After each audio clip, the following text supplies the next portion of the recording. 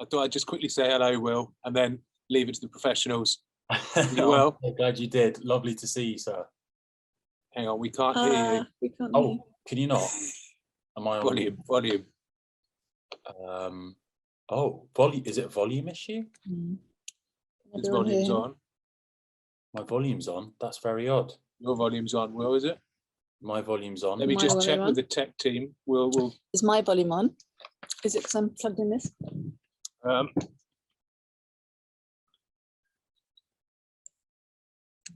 No. Yes. Yeah, there we are. Oh. There we are. I'm back.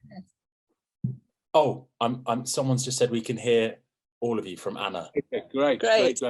So Right, I'm going to leave you to it, guys. Will, good to see you. Thank you. Great to see you, Mr. C. You call me Sam now. Okay, Sam. Old habits. Good luck, guys. Thanks so much, Will. Thank you. Cheers. Hello, Mr. Poulter. And hi to everyone that's tuning in. In space, they can't hear you scream. And on the internet, on a Zoom call like this, you can't hear everyone cheering. But I know they're all cheering because we have the superstar, the extra brilliant being, Mr. Will Poulter, who is live from his hotel room. Where you're filming? Where are you filming? I'm in Wales at the moment. Yeah, I'm in Wales. Thank you for that very kind introduction. I don't deserve that, but I appreciate it. Well, I could go on. I stopped myself gushing, but I'll gush all the way through. No, don't save your breath. Thank you, though. I appreciate it. Can I make you a little bit louder? Do you know how to do that? Oh, yeah, should I come a little bit closer? Is that yeah? Is this better? Right. That's nice. I'll lean in. So, what I want to talk to you today about is your rise to superstardom, but I want to kick off with something that we all really want to be hearing first, and that is you and I share a kind of weird, geeky kind of fetish. Mm-hmm. And I know you're in your hotel room, so you might not be able to match my game, but right, yeah. Shall I start with? I think you should start. I think you set the bar.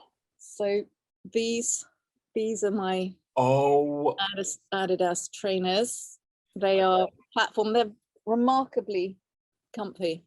They are incredible. I mean, you've won already. I'll be honest, you've won already. No, that's not the competition. Go on. What have you got? What are you holding? That's a royal flush. So I was only really able to pack one pair, and they're not flashy per se, but they're just very reliable, good, sturdy, trustworthy Nikes. So you went three stripes. I've gone swoosh, and they're Nike S Faris boot, and they're so comfy and they're so sturdy, and I've had them forever, and I've got them in this color, and then another colorway I've got them in a sand as well, which are really nice. Have you got those here? No, she's got those ones here. But those are the only ones. I'm only in Wales for a few days, and then I'm wearing kind of 1930s costume for the rest of the time. So just the one pair. I want to have one other pair of. Yeah, have you got your costume? Have you got your costume here to show? I haven't got my costume. No, I haven't. But yeah. I've got my American ones. Those are incredible. So are you a three stripes person? Wow. That's the Stars and Stripes, but you're an Adidas fan. Well, just because they go to town, They're amazing. Oh my gosh, those are really rare. Yeah. Your shoe game's incredible. Yeah. I tip my hat. But what I'm interested in is that right now, so many students are having their education disrupted with what's going on in the world. But you have risen to superstardom without needing to go to drama school, and in fact not really enjoying school. Am I right in saying that?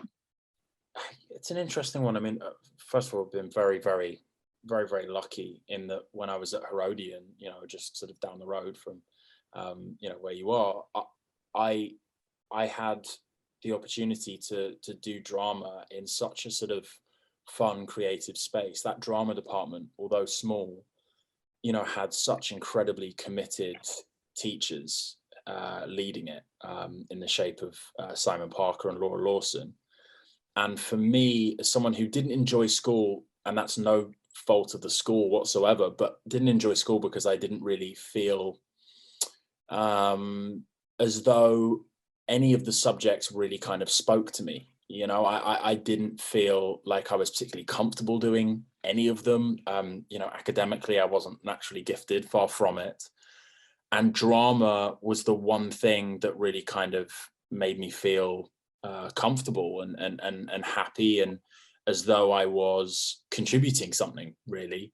So to be given that outlet and to have the opportunity to be part of all these different plays and productions, and I mean, the output from that drama department was just incredible. You know, there are, I think, across the country, far bigger, you know, far more sort of advanced drama departments in terms of facilities, etc. But few actually churn out so many kind of good quality productions. And the amount of people that would come and see, you know, Herodian school plays and whatnot, and, you know, just kind of gush about how good the quality was. So to have an opportunity to be part of sort of what felt like a very kind of professional, although it was by definition not, you know, it was by definition amateur, like to be part of such professional companies and outfits throughout my time there was a huge part of my education. You went up to Edinburgh, didn't you? Did you go up to Edinburgh? Is that right? With the School of Comedy? Was it called? Yeah, something very inappropriately named, like school children's adult. It sounded wrong. What was it? no, you're 100% right. It was called the School of Comedy. Yeah. And that was an after school club run by Laura Lawson. And that kind of progressed from after school club to, you know, kids doing adult comedy in whatever sort of venues in London. That sounds wrong. Kids doing adult comedy somehow. Right. That scared a lot of people. Yeah, we had a lot of people put the phone down on us when we said you can't perform at your venue. And then it went up to Edinburgh, and you know, I can remember when we first went to Edinburgh, you know, we'd hand over the flyers and people would look and they'd see School of Comedy, kids doing adult comedy, and they'd literally throw the flyers away, you know, in front of us.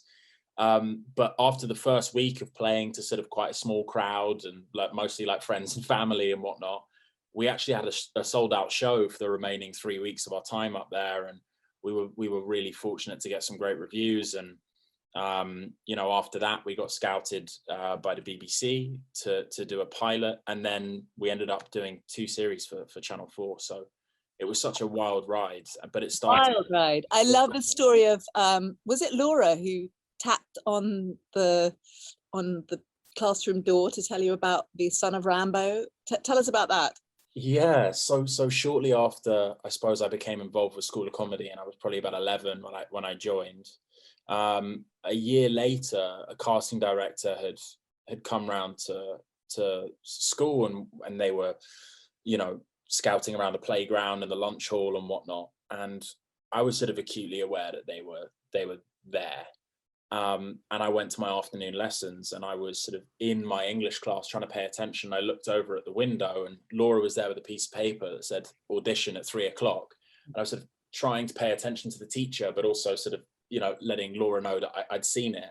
And it was so exciting for me to even see audition at 3 o'clock. You know, for an audition to kind of land in your lap, I sort of had heard that was part of the process, but I had no idea how you got one. So fortunate that, you know, it had come to school. And I did that, and that was my first sort of formal audition, and I kind of kept sort of, you know, slipping through the net and getting through to the next round, and that ended up being my first film. So when I was 12, I shot Son of Rambo in my eight weeks of my summer holiday, and it was sort of the best, probably still is the best 8 weeks of my life. Really? Why was it so great? Why? It was sort of so I don't know, it was this sort of perfect storm whereby I, you know, really at sort of 12, 13, I think I was feeling like particularly unsettled at school, and really starting to, certainly prematurely, kind of have all these existential worries about, you know, what I was going to do next, and, you know, I'm not really enjoying any of these subjects. And so it came at a time when I felt, you know, particularly kind of unstable, I suppose, from lots of different perspectives. And it was a film about 2 kids making a film during their summer holiday, and that's exactly what me and Bill were doing. So, you know, it was sort of perfect. And also, as far as first experiences go, I couldn't have asked for kind of more gentle, caring, nurturing leaders in the shape of Garth Jennings and Nick Goldsmith, the director and producer respectively, and Bill as well, who's, you know, become a lifelong friend as a result. Yeah, lovely. And did that lead then to Narnia?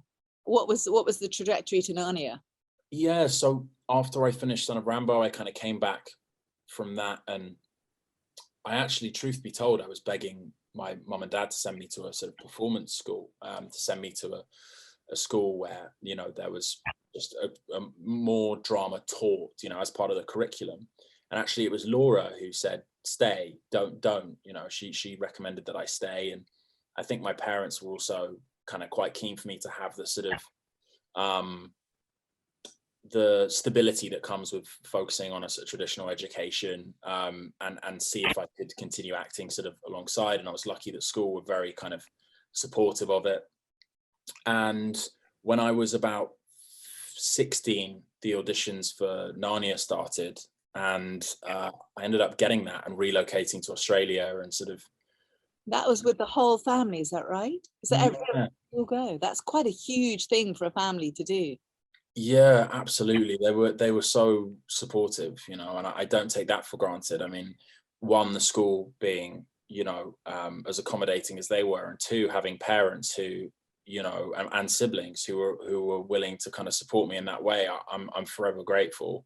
I think from the parents' perspective, you know, they took a look at my grades and they thought, well, the kid isn't going to be a doctor, so we you know, we may as well support this. And you know, no, in all seriousness, I'm very grateful that they did that and had the sort of, you know, this amazing experience living in Australia for 6 months and shooting this huge movie, and going from a small independent like Son of Rambo, which was, you know, a sort of tiny little budget, to this, you know, that was sort of the catering budget of the film that we were now on in Australia. It was a wild transition and quite a steep learning curve, but I had a blast. Did someone help you with that transition? That's a huge leap. Were there lots of rehearsals and support for you?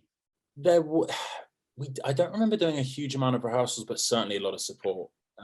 You know, the cast who had done 2 films previously, you know, welcomed me with open arms. Ben Barnes is someone I spoke to yesterday. He plays Prince Caspian, and he's one of my close friends. You know, Skander and Georgie were lovely to me. It was such a great cast, and Michael Apted, who sadly passed away this year, you know, as a director, was, you know, he was brilliant. He didn't, and I'm really grateful for this and always will be, he didn't sort of mollycoddle me at all, or sort of hold my hand through the process. He actually sort of spoke to me like an adult, you know, like a colleague, and that was in itself quite maturing. I think that drew out of me, you know, something that I hadn't yet kind of tapped into, but was sort of yearning for. I think, you know, That kind of respect. Say again, sorry. That kind of respect and sort of. Yeah, just sort of, I don't know how to put it, but just sort of I like the fact that he set a high bar and said, I'm not gonna, you know, sort of rub your back and tell you it's okay if you fall under it. You know, I'm going to expect you to jump over it, sort of thing. And I like that challenge, I suppose. Yeah. You know, and so that was great, and I'm really grateful for him. And there's advice that he gave me that I carry with me, and I still remember, you know, sort of daily when I'm working. So I'm really Can you remember something that you can share with us? He said something to me about bungee jumping once that was really interesting. I was overthinking something, and he said, a lot of times you're looking at a problem in a scene, and you know, some of the time it's a bungee jump, and the worst thing you can do is overthink a bungee jump. So the people who overthink a bungee jump, it doesn't go right for them. And it's a simple thing, and it's not necessarily a perfect analogy, but you know, that bungee jumping mindset, that idea of just trusting, you know, in the process, and trusting yourself as well, and not getting in your own head, you know. The bungee will catch you. Yeah, yeah, exactly. And just allowing the sort of, you know, the natural process of things to kind of unfurl. It was helpful, and it really stuck with me. And then there were films in between, but Mm. that Meet the Millers, wasn't it? Yeah. So I kind of Must have been amazing. You were on the buses going past my house. oh, I apologize. Yeah, I returned to school kind of swearing that I probably wouldn't do another job for a while, just because, the move to Australia was, relatively disruptive to, I suppose, my studies. I was doing tutoring every day on set, but still I felt like, from a social perspective and, an academic perspective, I had, strayed a little too far from the path. I did one other film during my kind of A levels, AS levels, but then once I left school in my kind of gap year, I went and shot We're the Millers, which was my first time shooting sort of alone in America.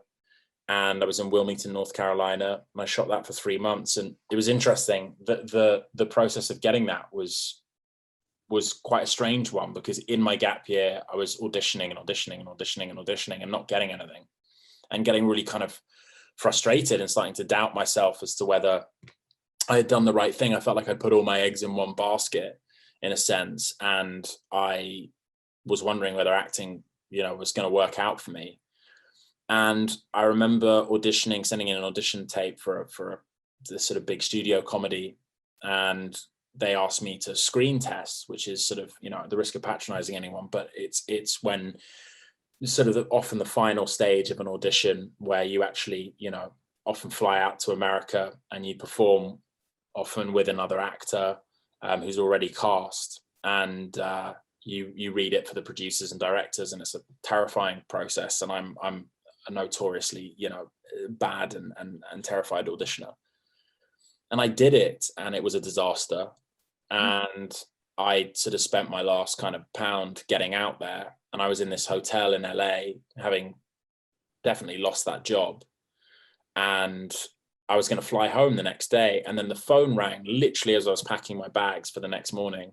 And the phone rang, and my agent said, "Oh, do you remember that tape you made 2 months ago for that film We're the Millers?" I said, "Yeah." He said, "Oh, well, they heard you're in LA and they wondered whether you can come in and do a chemistry read with Jason Sudeikis." And so I sort of extended my trip, by another day, which they kindly covered, because I sort of couldn't myself. And I ended up getting that job. I ended up flying home, having sort of booked We're the Millers, which was a wild experience, because I kind of thought I was sort of a bit down and out, and I was certainly licking my wounds and feeling sorry for myself. So it was a nice thing to sort of Gap year, getting to snog Jennifer Aniston. Poor Jennifer. Yeah, poor Jennifer. I get asked about that the whole time, and I just think, poor her. But she was wonderful to work with, as was Jason, and Rawson, the director, was too. So yeah, I was lucky to be a part of that film. It was definitely changed my life in a lot of ways. Yeah, and then from there, Maze Runner. So that was a whole other experience, doing a sort of $1 billion franchise. How was that? Yeah, that was wild. I mean, to look back at it now, after 3 films that form the series, and it is this kind of $1 billion franchise, as you say, it's wild, because we shot it, I think, not with small ambitions at all. I think the ambitions for it were always big, but it had the spirit of a sort of independent film. It was, a group of 18 to 25-year-olds, largely speaking, in this quiet little corner of Baton Rouge, Louisiana, with a first-time director. It was a real hustle every day to get everything that we needed to get, and there was a really lovely sort of quite small kind of community spirit to it. And it was a relatively small budget for something like that. We were kind of entering a market and competing with other sort of YA films, as they say, although I don't think young adults should be confined to things about dystopia. But anyway, we shot this thing on a relatively small budget, and as I say, with this sort of independent spirit. And we had a blast. I mean, we all became so close as a result. And those are people I'm still in a WhatsApp group with now. And, you know, having done another film with them, you know, we all went from sort of being kids on that first movie, and now we're sort of mothers and fathers, and, you know, some of us are married, and I'm still not very grown up, but, you know, my colleagues have grown up, and it's I've just got wonderful. And all stay friends. your co-stars. So Oh. Claire said, you're the politest, kindest person she's ever met. And Dylan said, arguably the most talented person on the planet. Oh, what? When I did they? just When and what? wondered how much you paid them to. That I didn't realize they both had delirious episodes. Oh, But that must have been so much fun filming with them. yeah, And staying in touch. It is a huge community, isn't it? Filmmaking. It's just even this a festival is just a celebration of filmmakers, and it's just joyous, that network that grows and grows and grows. Absolutely. From Maze Runner, I would love to talk about The Revenant maybe in a bit more detail, because it was such an epic movie, and the scale and grandeur of it was so enormous. Yeah. Can you tell us a bit about how you got the part to start with, and then the actual filmmaking process? Of course, yeah. And first of all, thank you for that, because I'm genuinely a bit blown away by those comments. That's so sweet from two people I think are extraordinarily talented with huge hearts. So that it genuinely made me a bit emotional. Yeah, The Revenant. Wow, that was a really wild one. That again came about sort of slogging away with auditions and not really finding much traction. And it's interesting, and I don't know whether, you know, there's any other sort of actors, you know, watching this, but it's really interesting to be in a place where you're so convinced that what you're doing isn't working, and you feel on the brink of giving up. And it's sometimes at that point, and some way beyond that point, that actually your best work can kind of present itself, that out of those really, really difficult periods, you can suddenly put in a performance that gets you the job. And I think I was auditioning away with no success, and I went into The Revenant audition really wanting it, but I think my frustration and my anger and my disappointment in not getting so many jobs previously, so I sort of channeled it into that audition in a way, but I didn't concern myself with how it was going to be received or whether I was going to get the job. I sort of did it in a vacuum and sort of isolated the experience and auditioned with a sense that, or this sort of attitude of, I'm going to do my best, and if my best isn't enough, then there's nothing I can do about it, because I gave my best. It's really interesting to hear you say that, and it's so rare that people are that honest, because I think any artist struggles with that sense of self-doubt. It's the sort of duality of believing in yourself and also doubting yourself all the time. And as an actor, it's brutal. And it's so good to hear, because I've been researching you, as you know, for many weeks, and it just looks like this incredible trajectory that's just one way. But it isn't, and it's really important to say that. So did you actually think about giving up and not continuing?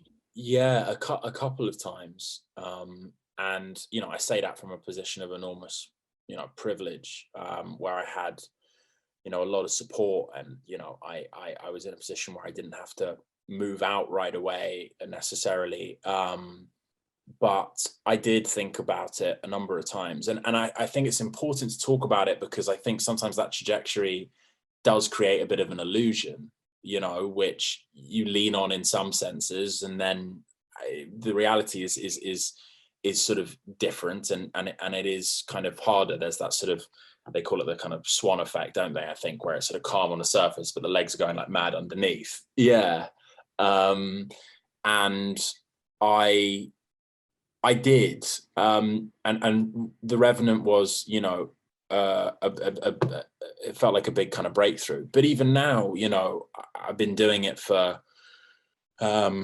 16 years now, and people say, oh yeah, well, you know, you don't stop working. I mean, you just go from job to job, and it's actually not the truth. You know, I think the reality is, at least for me and in my experiences, there are long periods of just hearing no, no, no, no, no, and rejection is part of the business, and it can be for a myriad of reasons. And so I think that's something that, you know, one needs to be quite frank about and aware of going into it, and it requires you to kind of build up, I guess, a bit of a sort of tough skin. Is that why?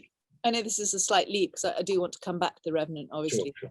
but is that why you're so deeply involved with mental health charities and feeling like you champion? You've come off Twitter. You're strong on bullying. Is that part of that whole process, do you think? It's interesting. I think there's points at which, you know, the two things overlap, where the mental health challenges of being in the industry and the job probably enhance my empathy for mental health as a whole. But I think actually my sort of interest in mental health and I suppose shining a spotlight on the work that's being done by people who work for various charities and mental health focused organizations is more down to my own personal experiences with mental health, which I think are underlying and were there kind of even well before I got into the industry, and sort of run parallel in lots of senses. You know, I was diagnosed with depression and anxiety, and I think having those as part of my sort of lived experience has meant that I've been drawn towards causes that are relatable.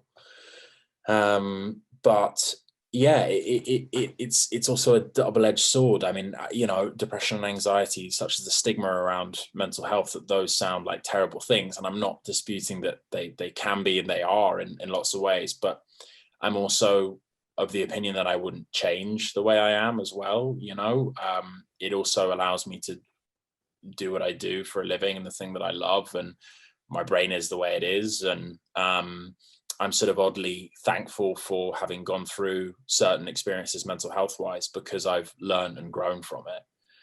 And I'm allowed to do the bungee, right, go deep, dark, and yeah, maybe that brings us back to the Revenant, because it was such an extraordinary role and it was such an extraordinary process.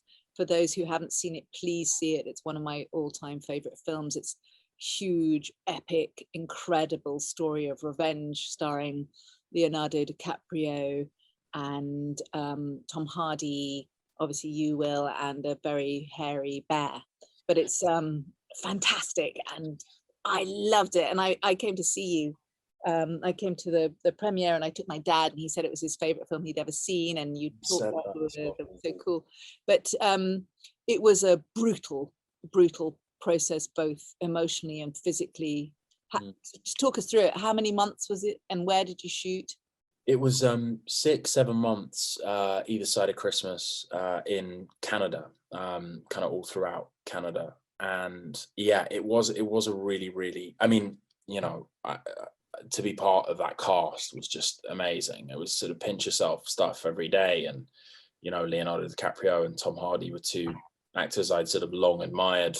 And Alejandro was one of my favorite directors. So it was amazing. And we had one of the most talented crews you could possibly ask for. So, you know, all the elements were there. Cameraman. Yeah. Oh, yeah. Chivo Emanuel Lubieski, the DOP, was, you know, watching him at work, I was like a kid in a candy store. It was just mesmerizing. So to be part of something like that was incredible, but it was really grueling. That they kept moving the camera so that you were.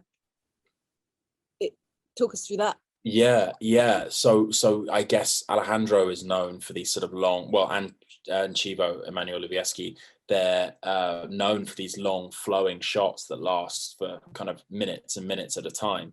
And they create these pretty clever sort of stitch points, which is where seamlessly two shots kind of, you know, join as one. or I should say become one. And Birdman obviously looked as though it was a sort of one-shot film, but it was thanks to these kind of, really sort of uniquely created stitch points that it looked that way. And The Revenant was made up of a lot of these kind of long flowing shots, and sometimes we'd rehearse the camera moves, all day long in order to actually physically capture it just in a sort of moment where the light was exactly correct, because there wasn't really any, I think, save for one or two shots, there was no electricity used to light the film. The film. It was all using natural light, which is tiny windows when, as an actor, when you had to go and do it. Yeah.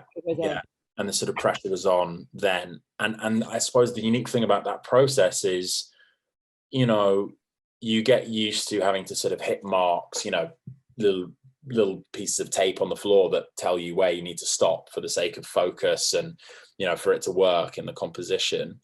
But this was another level. This was sort of like learning choreography, along with your lines, the movements and your placement and virtually everything you did physically had to be so exact to accommodate, everything in one shot.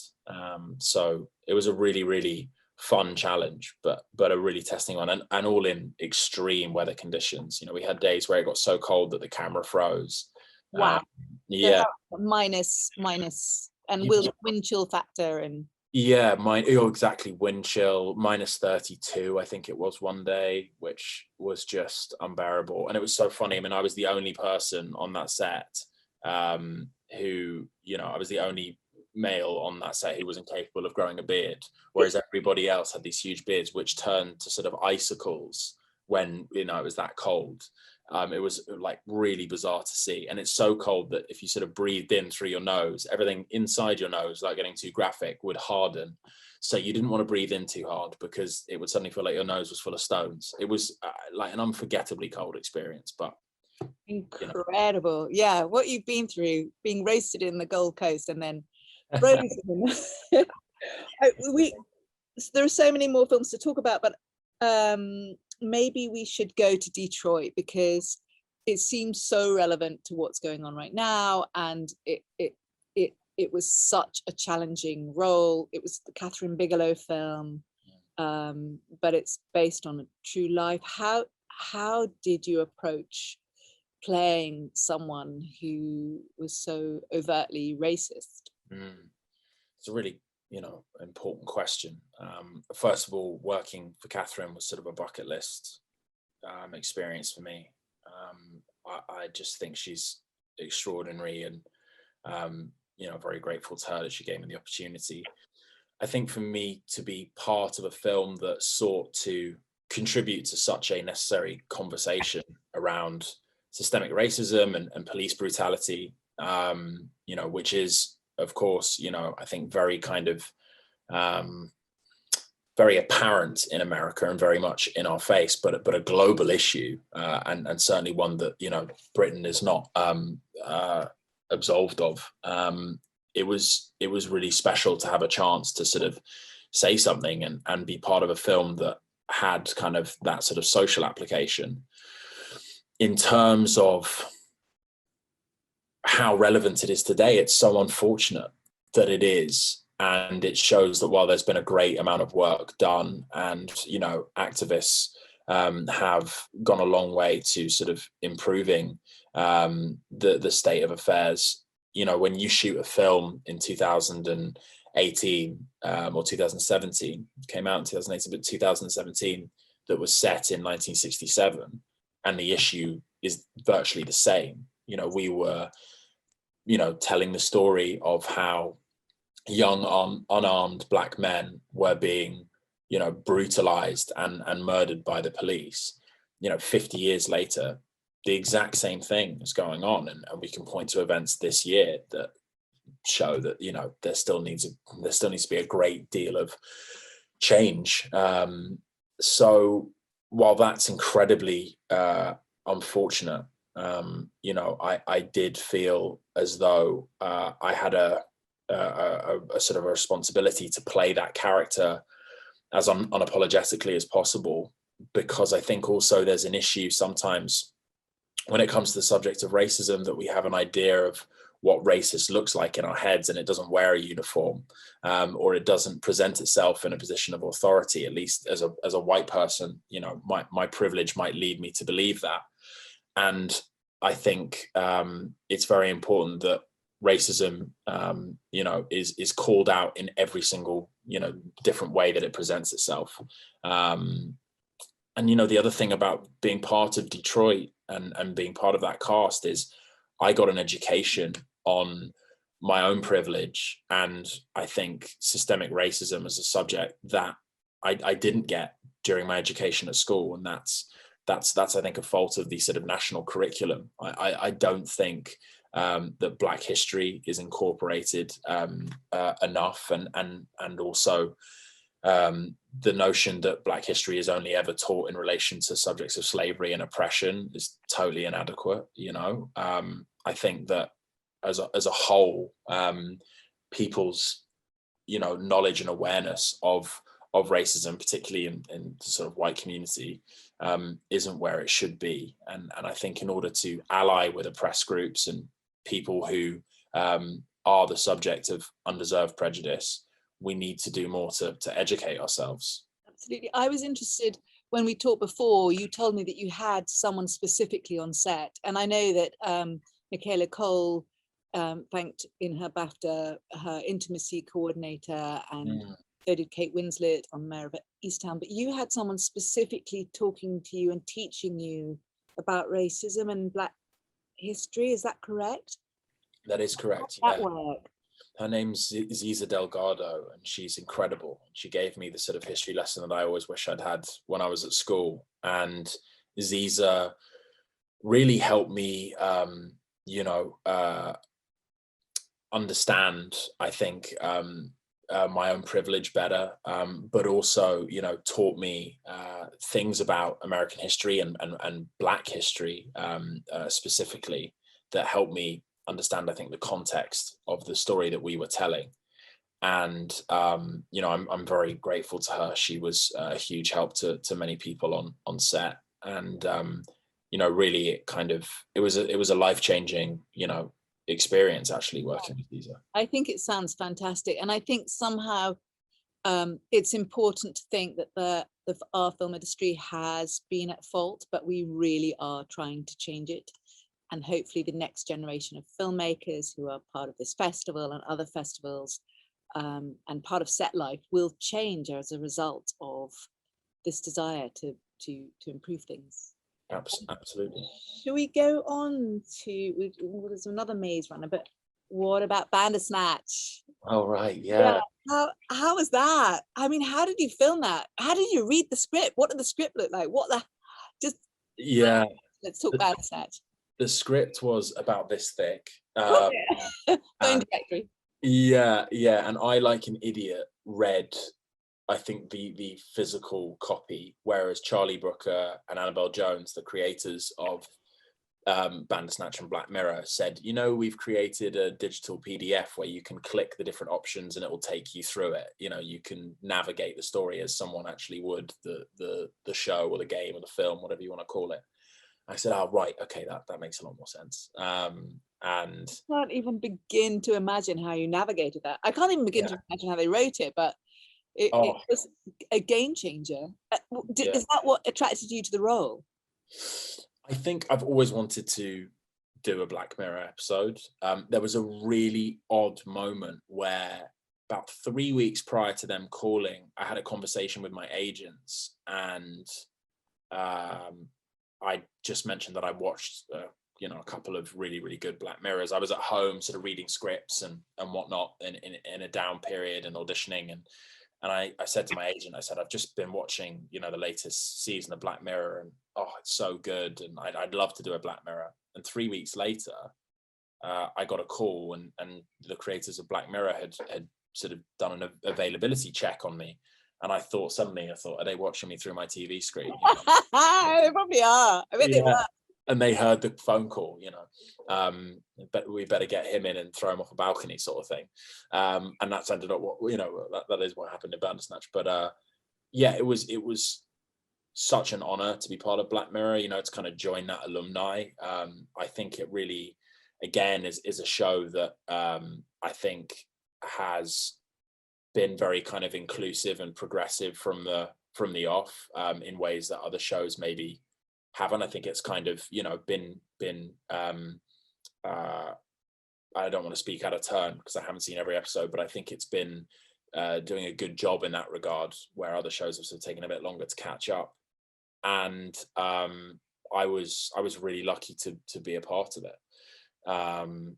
But it was really complex shooting all those different narrative strands, and I find did you do it probably like Eternal Sunshine of the Spotless Mind? Did you do one storyline then the next?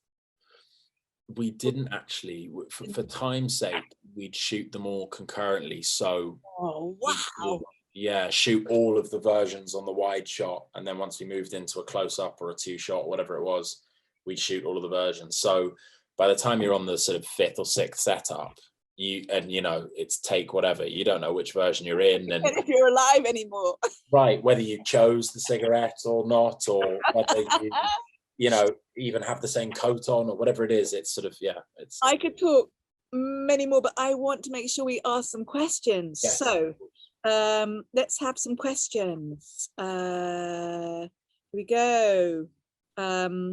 What was your experience with lockdown filming? That's from Nikki in Aberdeen. Oh, wow, Nikki from Aberdeen. Thank you for the question.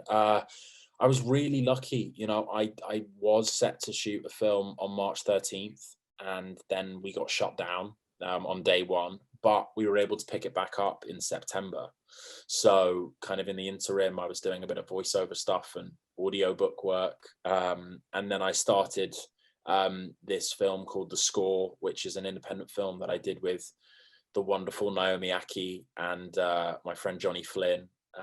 And it's directed by Malachi Smith. It's his first film, and it was a musical. So that was a blast. And we just shot. Are you singing? I am, yeah. And for the Pins.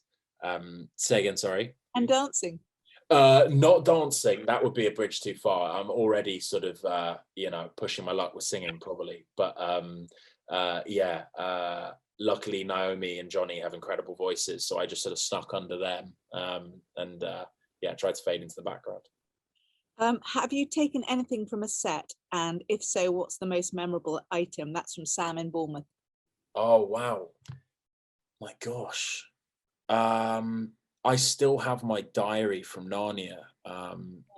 It's his diary, which I think just because that was sort of the first kind of film I'd done abroad and on that kind of scale, and you know, I'd read Narnia books as a kid, so that was kind of a particularly special diary. And actually it was given to me by the props department, so it felt special. It wasn't something I nicked, which is often something you sort of sometimes you have to do. You have to ask, can I take this? Whereas they gave it to me, which was very sweet. So that's a special keepsake.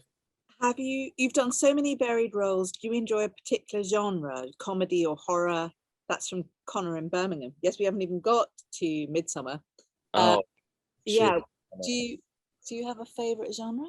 Well, that's kind. I've been, you know, lucky to sort of do I suppose a number of things that belong to different genres, but I don't think I do have a favorite. I mean, you know, push came to shove, I'd say drama over comedy, but that's not to say that I don't have a lot of fun doing comedies. I just find myself feeling more sort of engaged in the challenge of drama, whereas comedy feels like so fun that it almost doesn't feel like work sometimes, if that makes sense. And that's not to say it comes effortlessly, but I just find that I almost have too much fun when I do comedies, and I don't feel like I've got my hands dirty and like really worked.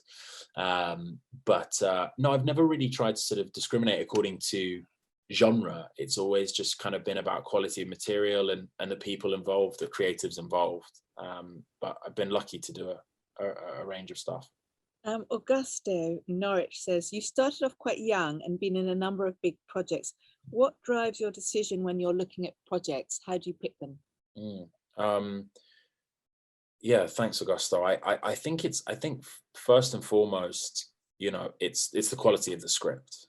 If I'm honest, it's the quality of the story, and a key element of that, I think now more than ever, and an increasing amount, is kind of what the social application of that work is. I just finished a series called Dope Sick, which was something that I thought was an amazing piece of writing, but also something that I felt had a really important social application to it, and I think could also be quite kind of informational. And I love things that are purely entertaining, and I love a popcorn blockbuster as much as the next person. I really do, but I love those films that seek to affect positive change and encourage really necessary dialogue. And that's why Detroit was a real pleasure, if that's the right word, but a really kind of a really sort of wonderful opportunity, I suppose, to kind of use what I do for a living to its fullest advantage, because I am in the business of pretending, so it's nice to think that the work may affect something in reality. Have you ever written yourself or thought about directing? I have written a little bit myself, bits and bobs, and that's fun. It's something that I do kind of quietly in the background while I try and sort of get better before I sort of really put it out in the world. But I do quietly, and I think directing is something that I would probably entertain much further down the line. I really enjoy, being in a position where I'm able to watch directors at work at this stage and sort of, absorb and pick up things from different people. But directing something I wouldn't entertain for a long while yet. That's probably 10, 20 years down the line, I think. Yeah. If I'm hopefully if I'm still working in 10, 20 years. Yeah, you will be. What about Midsummer? How is that? So much fun. That was the third film I've done with Jack Rayner, who yes, it's the third film I've done with Jack Rayner. I've done 3.5 with Jack. So we did Detroit together. We did an Irish film called Glassland, we did Midsummer. And we also, shortly after Midsummer, we shot a short film that Jack directed, called Bonya, which is set during the famine in Ireland, the Great Famine. And I received a whole education along with that as well that I didn't necessarily get while I was at school. So that was amazing to be a part of. But Midsummer was such a fun experience. Ari Aster is a sort of mad genius of a director. I heard very worried about the ticks, genuinely worried about the ticks. He was in the funniest outfit every day, like this kind of what really resembled a beekeeper outfit. He was covered head to toe in order to to keep the ticks at bay. Before the pandemic. Yeah. Pre-pandemic, he was ready. I know for a fact that he had the outfit to go to Sainsbury's should he want to. He was ready for it. But Midsummer was, a really, really fun challenge. Where did you actually film it? Was it not obviously somewhere Scandinavian, I'm presuming? We filmed it in Hungary actually, but it did really closely resemble Sweden, so I'm told by the Swedish actors. In fact, one day we were on set and we were in this field, and I'd gone to Sweden with Ari a few months prior to actually celebrate Midsummer, and I went to Sweden and it was amazing. I ate all kinds of incredible food and drank lots of aquavit and went swimming in lakes, and it was amazing. But no weird, scary stuff happened. It was just pure fun, as opposed to any of the sort of scary things that occur in Midsummer. And I was in this field one day and I said, listen, I don't really know what I'm talking about because I've been to Sweden once, but doesn't this part of Hungary look a lot like Sweden?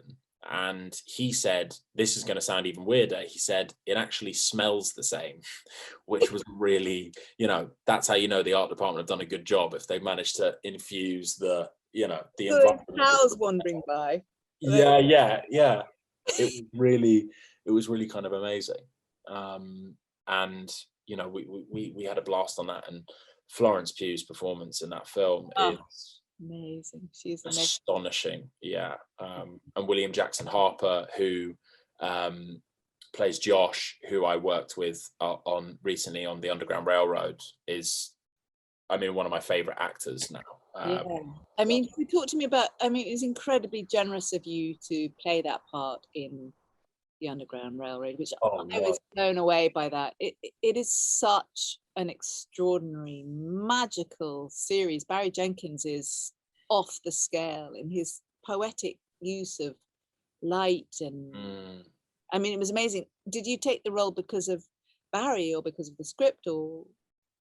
Oh gosh, I honestly, I really mean it. Like I would have done anything in that project. I would have done anything to work with Barry, and I said as much. We connected after he saw Detroit, and I had seen Moonlight, and I got a DM from Barry Jenkins saying, I saw you in Detroit, etc., etc. And I almost fell out of my chair. I think I did. And I messaged him and I said, oh my gosh, listen, where do I even begin? He is, it's really hard to articulate how special he is as a filmmaker, and he's such a wonderful person. So he offered me this role in the Underground Railroad. I said yes without hesitation. And again, that's a story that is one that is incredibly important to tell, and I thought it was a really special project. So it was a no-brainer. I shot that in Savannah, Georgia, 2 years ago. Prior to lockdown, right? Okay. Prior to lockdown, yes. So it would have been 2019. Wow. Yeah. They've been editing it that long. Or... It has been a while. Yeah. But loved working with Barry. Just such a wonderful director. And Tuso, who plays Cora, is off the chart good. Aaron Pierre, my friend, is absolutely incredible as Caesar, and William Jackson Harper too. So the pressure's on with Will, there's a few people I've worked with multiple times. Caitlin Dever, I worked with on Detroit and Dope Sick recently. Jack Rayner, I've worked with 3.5 times now. Will Jackson Harper twice, and they're all these people I'm fans of. But there's pressure on whatever we do next, because I'm so proud of the work we've collaborated, on together, that there's real pressure on whatever, the next thing is.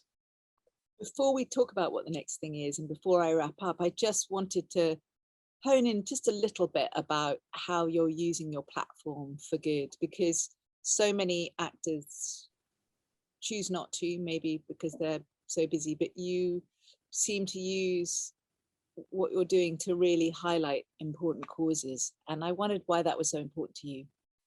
Thank you. Well, that's first of all, I feel as though, all I'm doing really, whether it's on social media or, in interviews or whatever it is, I'm really just shining light on the actual real work that's being done by people who kind of dedicate themselves to the cause of social action. So it's the very least I can do. And I think when it comes to social media and public awareness of these various causes or organizations, some people are doing that work without even necessarily televising it, if you like, or advertising it. But so long as I am on social media, I sort of thought the best thing to do would be to use it for that reason, as opposed to any other. And I genuinely believe it's least I can do. I mean, my family are all medics, so I'm certainly in their shadow for however long I'm acting. They're nurses, they're doctors, they're teachers. They do things that I think are far more value, but don't necessarily get the kind of level of recognition or come with the kind of notoriety that it should. But some of these causes also are things that I've been involved with for a long time. The anti-bullying pro, if I may plug them, set up by my friend Alex Holmes.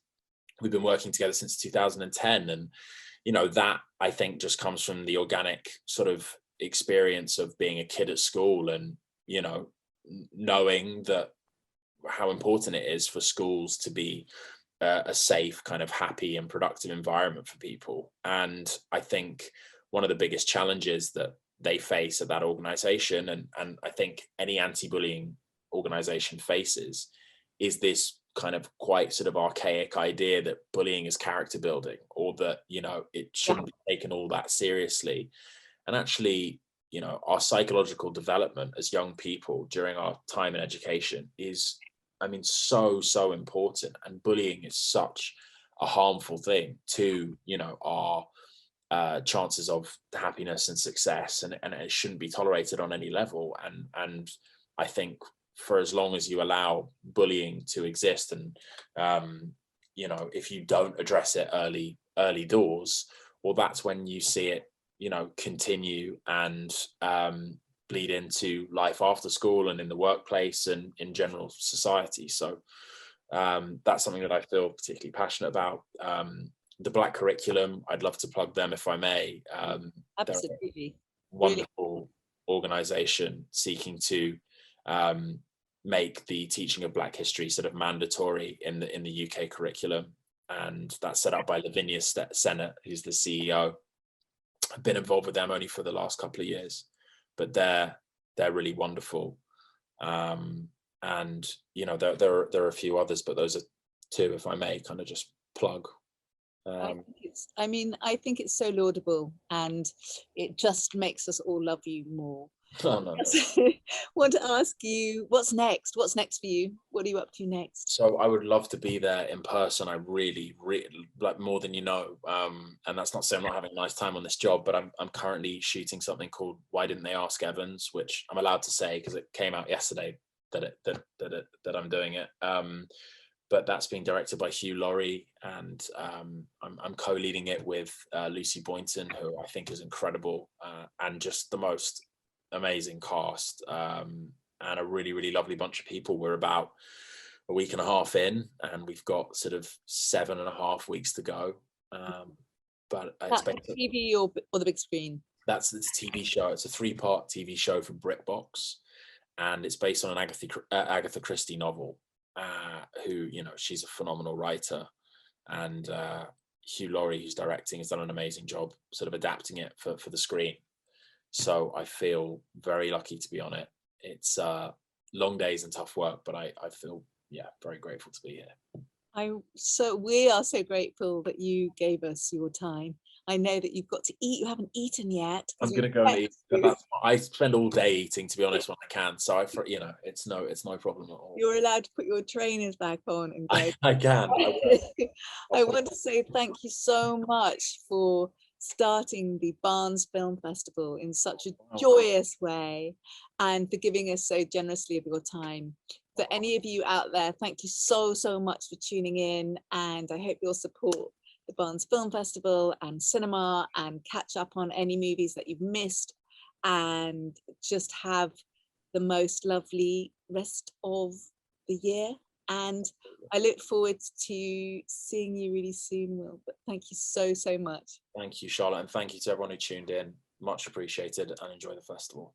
Enjoy the festival. Thank you. Cheers.